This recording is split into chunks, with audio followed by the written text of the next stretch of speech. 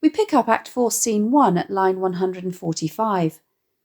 Othello is lurking out of sight of Cassio, who has been drawn into a conversation by Iago about his mistress Bianca. Bianca, we've just found out, is a prostitute who nurtures false hopes of marriage with Cassio. Cassio's raucous laughter and gesturing as he tells Iago about how embarrassing her behaviour and expectations are misconstrued by Othello to relate instead to Desdemona, as Iago knew they would be. Othello has understandably worked himself up into a bit of a lather.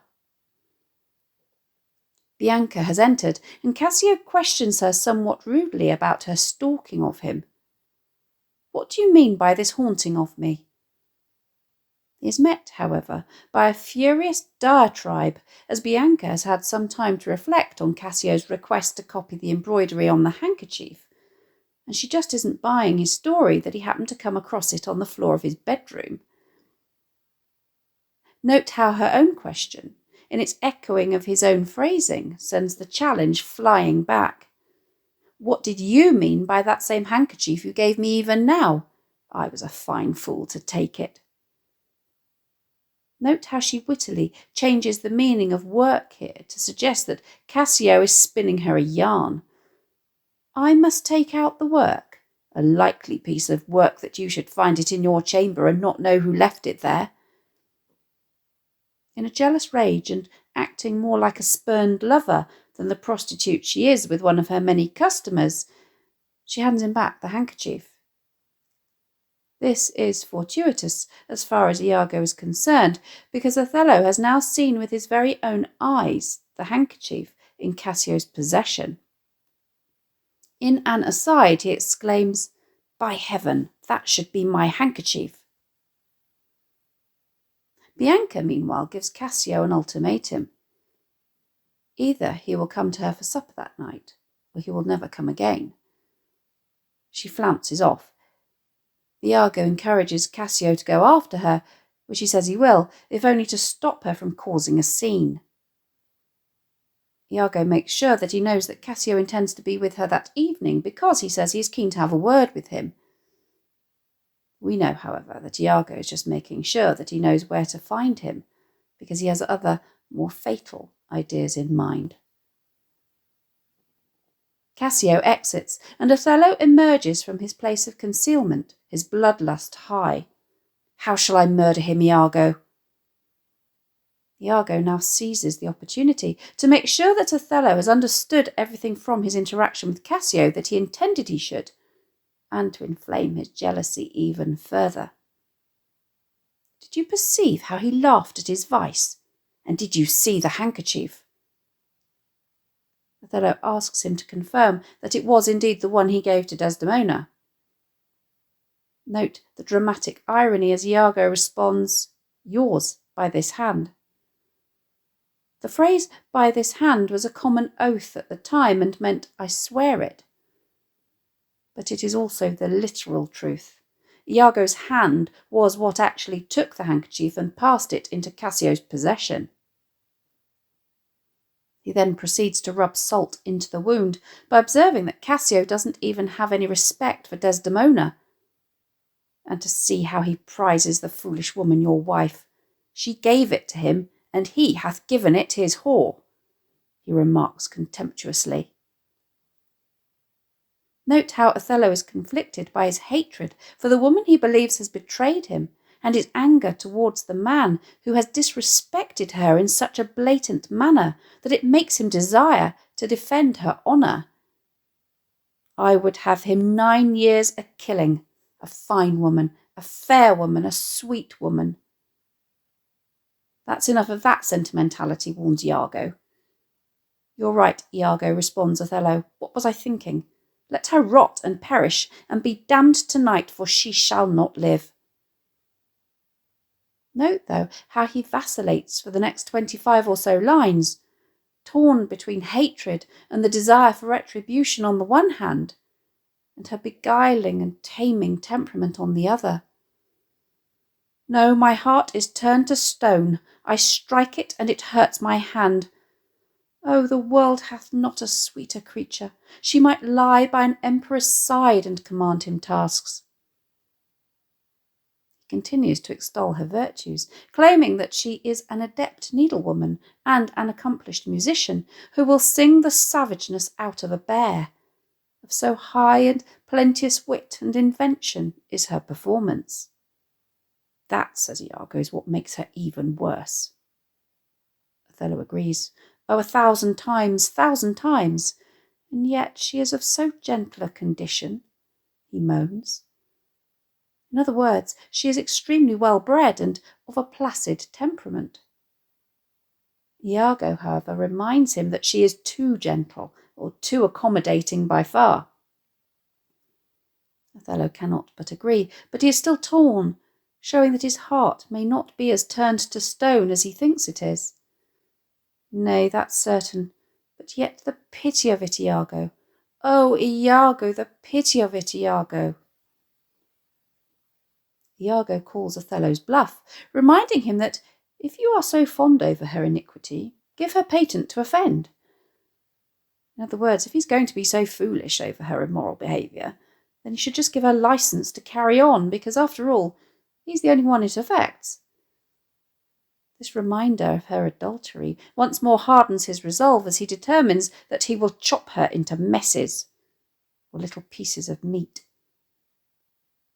As Iago eggs him on, Othello urges him, "Get me some poison, Iago, this night. I'll not expostulate or argue with her, lest her body and beauty unprovide my mind again. This night, Iago."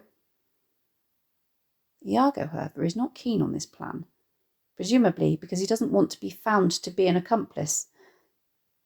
He persuades him instead to cut out the middleman by strangling her in her bed, even the bed she hath contaminated. The poetic justice of this pleases Othello, and he agrees. As for Cassio, Iago concludes, let me be his undertaker. Note that this is the very last time that Othello and Iago will properly speak to one another. Iago's work is done.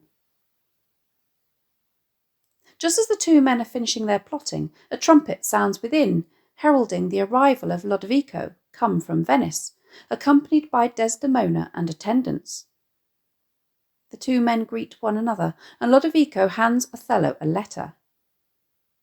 Note how Othello quickly switches away from the violent and grotesque prose that he has been using towards the more flowery, blank verse that befits his company, as he shows his respect for the state of Venice by either putting his fingers or the letter that they have sent him to his lips in a courtly gesture. I kiss the instruments of their pleasures. As he reads the letter, Lodovico, Iago, and Desdemona exchange pleasantries. The subject of the conversation swiftly turns to Cassio, and Desdemona informs Lodovico that there's fallen between him and my lord an unkind breach, but you shall make all well. Othello can't help himself muttering, "Are you sure of that?" But when Desdemona, surprised, questions him, he pretends that he is unaware of what they're talking about, so deeply engrossed is he in the letter. "This fail you not to do, as you will," he reads aloud. "He did not call," says Lodovico. In other words, he's not paying attention because he's busy in the paper. The audience, however, knows better. He asks Desdemona for more details of Othello and Cassio's falling out. "Is there division twixt my lord and Cassio?" "Yes," confirms Desdemona, "a most unhappy one. I would do much to atone or reconcile them for the love I bear Cassio." Desdemona's mention of her love for Cassio is all too much for Othello, and he cannot keep up the charade any longer. "Fire and brimstone!" he explodes.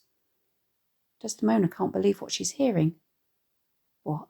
Is he angry?" she asks. Lodovico reassures her that it is probably the news from Venice that has disturbed him, for I think they do command him home, deputing Cassio in his government. When Desdemona remarks that she is glad about it, Othello snaps. Note how Shakespeare chops up the lines between the two characters here to produce a crescendo, as this quick back and forth brings Othello to breaking point, which culminates in his hitting her. By my troth, I am glad on it. Indeed, my lord, I am glad to see you mad. Why, sweet Othello? Devil! He strikes her. The whole company, apart from Iago, is flabbergasted. Note how he stays silent as this plays out. Desdemona is in shock, merely saying, I have not deserved this. Lodovico, however, has much more to say on the subject, and outraged he takes Othello to task. My lord, this would not be believed in Venice, though I should swear I saw it.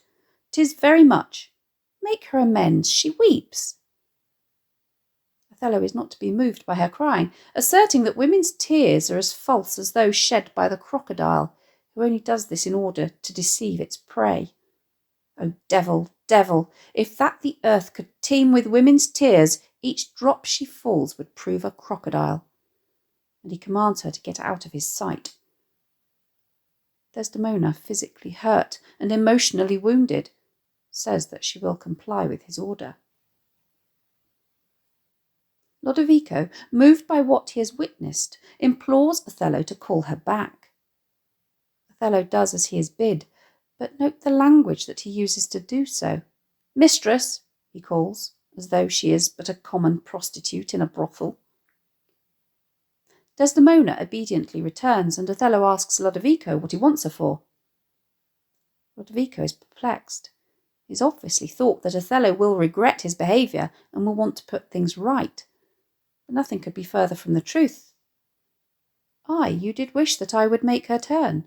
Sir, she can turn, and yet go on, and turn again. Othello is using language with a double sense here.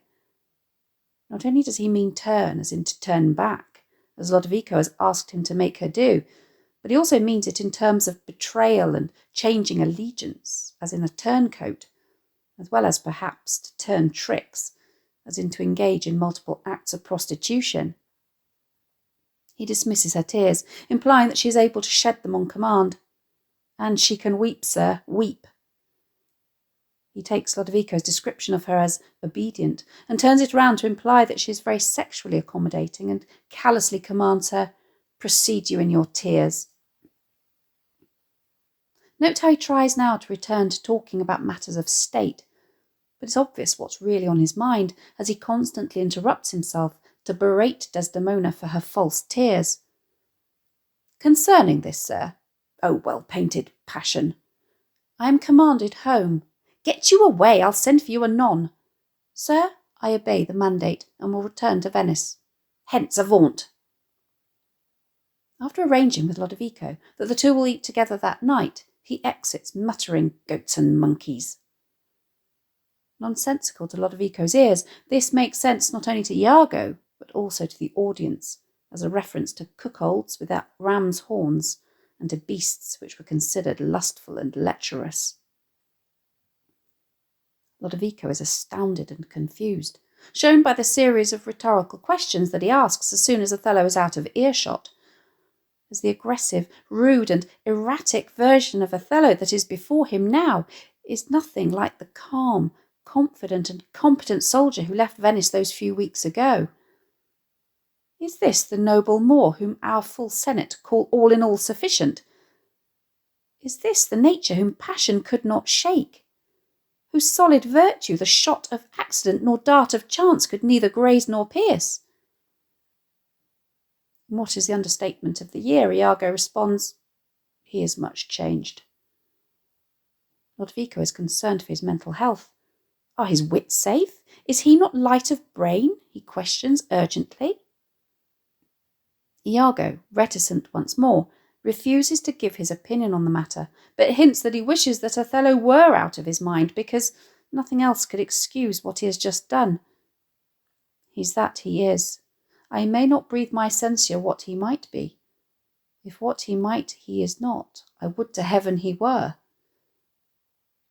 Lodovico is still reeling from the fact that Othello has struck Desdemona.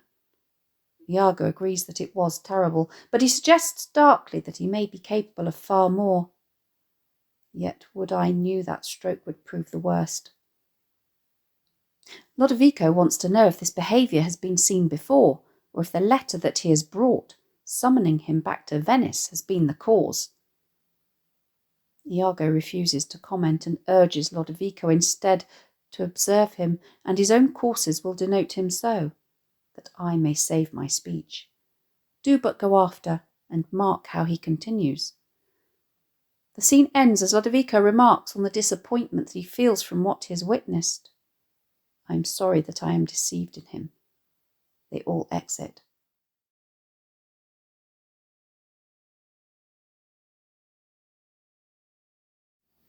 Thanks for watching. If you have any questions, please let me know in the comments section below, and I'll do my best to answer them.